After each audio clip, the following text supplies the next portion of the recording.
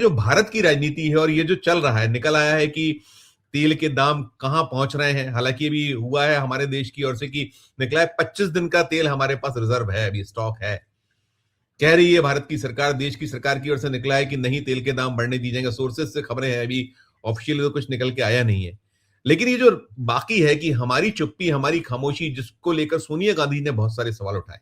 आज शुरुआत चर्चा की यहीं से करना चाहूंगा, बल्कि मैं सोचता हूँ एक दो टिप्पणी है, पहले हम देखते हैं उन टिप्पणियों को, वो देख ली जाए, क्योंकि उनके जो लेख के कुछ मेरे पास अंश हैं, वो लेख के अंश हम देखते हैं।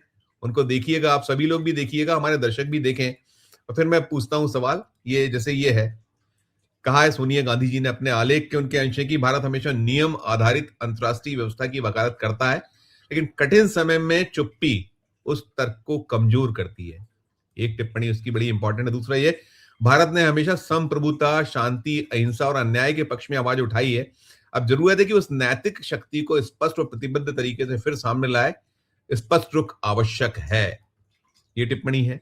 और भी है एक टिप्पणी, ये है, कांग्रेस ईरान में हो रहे इन हमलों की निंदा करती है, जैसे कि कांग्रेस का रुख है, जिनसे क्षेत्रीय और वैश्विक स्तर पर गंभीर अस्थिरता और टकराव बढ़ सकता है, जो वो और बढ़ रहा है तेजी में। इसके साथ साथ एक उसका अंश ये भी है, किसी विदेशी लीडर की टारगेट किलिंग पर भारत संप्रभुता और अंतर्राष्ट्रीय कानून के पक्ष में स्पष्ट नहीं बोलता है। इससे विदेश नीति की दिशा और विश्वसनीयता पर सवाल उठते हैं। ये सारा कुछ, और इसके साथ साथ कई नेताओं की प्रतिक्रिया आई हैं। मनोज झा की एक प्रतिक्रिया, वो सुनिएगा। हुआ है ईरान पर, और जो हमारा प्रिंसिपल है उसको लेके, वो तो देखिए, मैं समझता हूँ कि आज उनका वो आलेख एक अंग्रेजी दैनिक में आया, उस आलेख को मैंने पढ़ा, और उस आलेख में मतलब ये ना बीजेपी के लोगों को लगे, एक भारतीय दृष्टिकोण है। अधिकांश लोग सोशल मीडिया पे भी जाइए, लोग ये लिख रहे हैं, बोल रहे हैं। जो नहीं बोल रहे हैं, मैं आपको कह रहा हूँ, बीजेपी के अंदर भी लोग चाहते थे कि एक संदेश तो जाए कम से कम। और वो संदेश क्या है?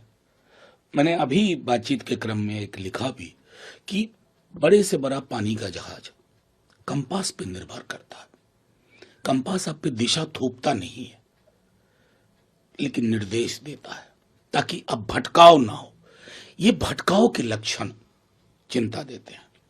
कुछ नहीं लग रहा था, आप अपने बाकी इंटरेस्ट को भी देखिए, लेकिन एक जो लेगेसी है आपकी, उस लेगेसी का, जब हम कहते हैं ना, जो आज उस आर्टिकल में वसुधैव कुटुंबकम, तो हम कुटुंबों में हिरार्की नहीं कर देते हैं, सीढ़ीनुमा नहीं कर देते हैं कि ये कुटुंब ज्यादा, वो कुटुंब कम। एक ये है, इसके साथ में राहुल गांधी का भी एक ट्वीट आया, एक्स आया है, वो भी देखिएगा। ये अंग्रेजी में, इसका तर्जुमा कर देता हूं। वो ये इसमें फरमा रहे हैं राहुल गांधी कि संयुक्त राज्य अमेरिका, इजराइल और ईरान के बीच बढ़ती शत्रुता एक नाजुक क्षेत्र को व्यापक संघर्ष की ओर ढकेल रही है। करोड़ों लोग, जिनमें लगभग 1 करोड़ भारतीय भी शामिल हैं, अनिश्चितता का सामना कर रहे हैं। सुरक्षा चिंताएं वास्तविक है, लेकिन संप्रभुता का उल्लंघन करने वाले हमले केवल संकट को और गहरा करेंगे। ईरान पर एक तरफा हमले, साथ ही ईरान द्वारा अन्य मध्य पूर्वी देशों पर किए गए हमलों की निंदा की जानी चाहिए। हिंसा से हिंसा जन्म लेती है, संवाद और संयम ही शांति का एकमात्र मार्ग है। साथ में वो कह रहे हैं, भारत को नैतिक रूप से स्पष्ट होना चाहिए, हमें अंतर्राष्ट्रीय कानून और मानव जीवन की रक्षा के लिए स्पष्ट रूप से बोलने का साहस होना चाहिए। हमारी विदेश नीति संप्रभुता और विवादों के शांतिपूर्ण समाधान पर आधारित है और इसे निरंतर उसी पर कायम रहना चाहिए। प्रधानमंत्री मोदी को बोलना चाहिए, क्या वे विश्व व्यवस्था को परिभाषित करने के तरीके के रूप में किसी राष्ट्राध्यक्ष की हत्या का समर्थन करते हैं? इस समय चुप्पी भारत की वैश्विक प्रतिष्ठा को कम करती है। ये सारा कुछ निकल कर आ रहा है।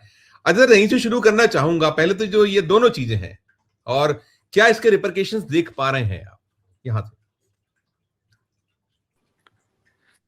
देखिए, मैं समझता हूं कि ये भारत के लिए बेहद दुर्भाग्यपूर्ण है, और दुर्भाग्यपूर्ण इसलिए कि भारत का जब संविधान बना तो हमारे संविधान निर्माता इतने काबिल थे, वो समझते थे कि हमें दिशा अभी दे देनी होगी, जिससे आगे आने वाले वक्त में हमारे जो वंशज हो, जो हमारी परंपरा को चलाने वाले लोग हों, वो कहीं गलत दिशा में ना ले जाए। इसीलिए उन्होंने अनुच्छेद 51 में इसका जिक्र किया कि भारत की विदेश नीति क्या होगी, भारत देशों के साथ कैसे संबंध रखेगा और अपने सम्मान की भी रक्षा करेगा और दूसरे की भी, अपनी संप्रभुता की भी रक्षा करेगा और दूसरे की भी। और किस तरह से वार्ताओं के जरिए जो नरेंद्र मोदी तमाम जगह जाते हैं, कहते हैं युद्ध नहीं बुद्ध, और जब बुद्ध की बात करते हैं खुद ही उसके उलट लोगों के साथ खड़े हो जाते हैं। जो युद्ध अपराधी है, जो मानवता का हत्यारा है, उसके साथ गले लग के मिल के कहते हैं हम पूरी तरह सपोर्ट करेंगे, उसकी संसद में खड़े होके कहते हैं। उस क्रूर हत्यारे को जिसने छोटे छोटे बच्चों जरा को मैं मार डाला, बीच में टोकते हुए हेड स्पेस ना कटे, थोड़ा सा अगर आप अपनी कुर्सी को पीछे कर लें, आपका जो बस थोड़ा सा, जी जी जी। तो वो छोटे छोटे बच्चों को मार डालता है। वो यह स्थिति करता है कि बच्चे, आप बताइए, जिसने गाजा में 74,000 लोगों को, निर्दोष लोगों को मार डाला, जिनमें भी छोटे छोटे नौनिहाल बच्चे थे, महिलाएं थी, बेकसूर लोग थे, और अब भूखों मार रहा है, उनके साथ ऐसे अन्याय कर रहा है। जो यूएन उनको मदद भेजता था, मदद भी नहीं जाने दे रहा है। कोई ये इजराइल जो है, ये कोई इनका यहूदियों का अपना देश नहीं था। यही ईरान था, मददगार हुआ था, जिसने इन्हें बसने में मदद की थी। इसके अलावा भी और बहुत। तो अब आप सोचिए, जहां यह स्थिति रही हो, वहां इस तरह की हरकत हो रही हो, तो निश्चित रूप से दुखद है। और उसके बाद में आपने वहां तो कब्जा जमाया ही, ठीक है, आगे आप अपनी संप्रभुता के साथ में आप सुरक्षित रहते, दूसरे को भी रहने देते, लेकिन नहीं, हम तो जैसे रहेंगे रहेंगे, तुम्हें हम आसपास परेशान करके रखेंगे, दुनिया को रुला के रखेंगे। यह एक गंदी नीति है कि हम अपने पड़ोसियों को भी जीने नहीं देंगे। उस नीति पर इजराइल काम करता है। और जो ऐसा देश हो, जो साम्राज्यवादी सोच रखता हो, जो कब्जे कर लेना चाहता हो, उससे आप किसी नैतिकता की तो उम्मीद नहीं कर सकते। इसीलिए शायद सोनिया गांधी ने वह पाठ पढ़ाया कि भारत की विदेश नीति क्या कहती है, यूएन का चार्टर क्या कहता है। आप नहीं, हम कहते हैं कि आप किसी के पक्ष में झुकिए, हम तो कह रहे हैं आप गुटनिरपेक्ष होकर खड़े होइए।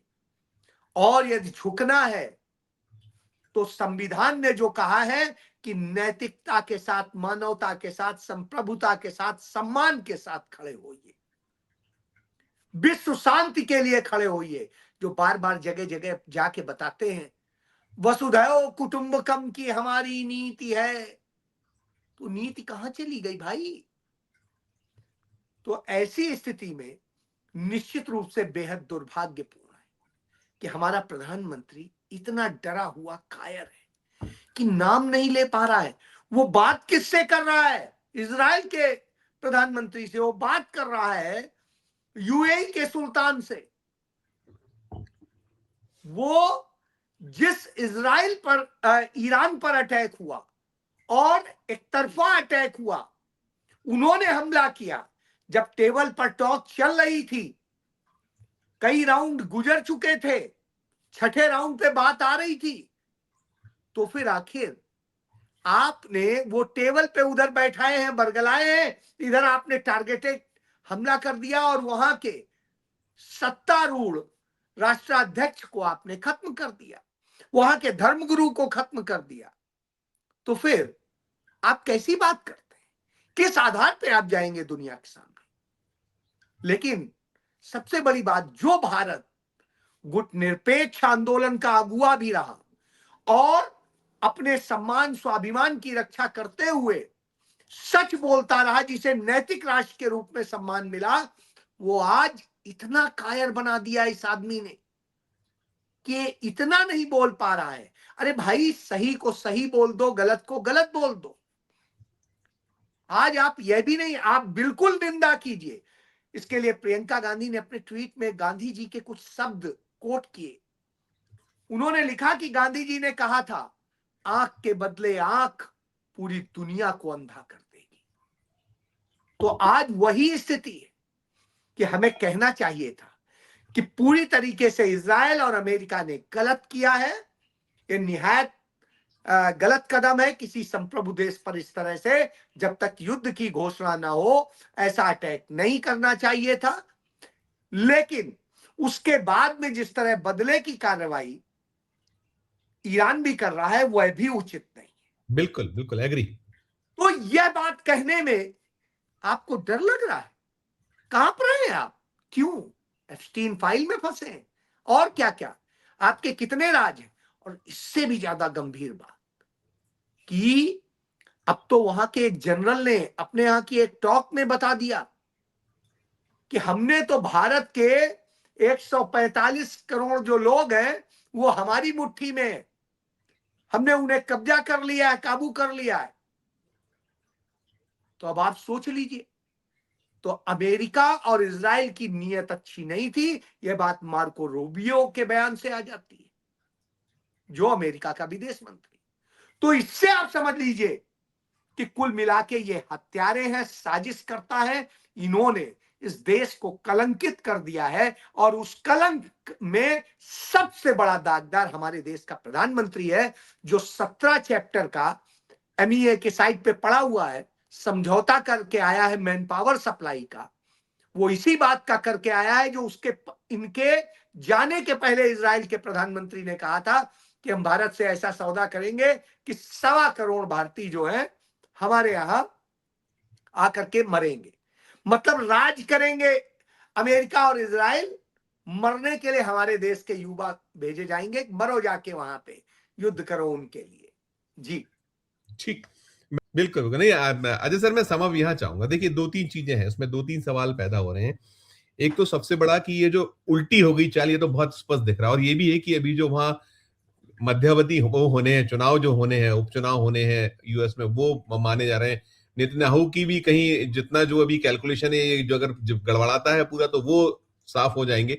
और जो ये वर्ल्ड ऑर्डर चेंज के साथ में जो तेल की कीमतें, नेचुरल गैस की कीमत, और जो हमारा मुल्क है, हमारा देश है, अभी तो उन्होंने कहा है, लेकिन हाउ लॉन्ग? 25 दिन का आपके पास है, और आप आज $80 प्रति बैरल पर दर पहुंची है, तो कहां जाके खड़े होने वाले? सब पर एक आपका समाप्त नोट सर। देखिए, सबसे बड़ी बात यह है कि युद्ध कहीं से भी किसी के लिए भी फायदेमंद नहीं होता है, पहली बात ये। और दूसरी बात यह है कि जैसा कि इतिहास बताता है कि अमेरिका आज तक कहीं पर भी युद्ध में सफल नहीं हुआ है, लेकिन उसने बर्बाद कर दिया है, कर दिए। क्योंकि अपनी धरती पे तो लड़ता नहीं है, दूसरों को बर्बाद करता है, उसको करता है, और उसका मुनाफा, उससे सत्ता का खेल होता है। तो बेसिकली है, आप यदि एक ओरिजिन को देखें, अमेरिका को ओरिजिन क्या है? जो इंग्लैंड के वह लोग थे जो मतलब वहां के गुंडे, बदमाश, मवाली, जिन्हें निर्वासित किया गया था, मतलब भगाए हुए लोग, गंदे लोग जो थे वहां के, उन्हें ले जाके अमेरिका में डाला गया था।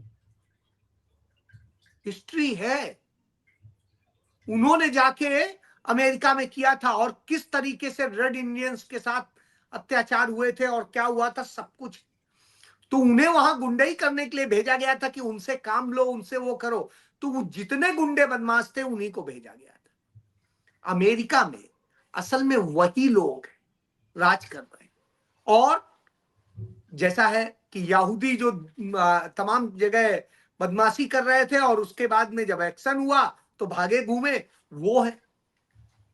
तो इनके हाथ में सारी चीज है, इसलिए ये पूरी दुनिया को, ये इनके दिमाग में ही वही चीजें हैं, तो वो पूरा विष घोलते हैं और बर्बाद करने में लगते हैं।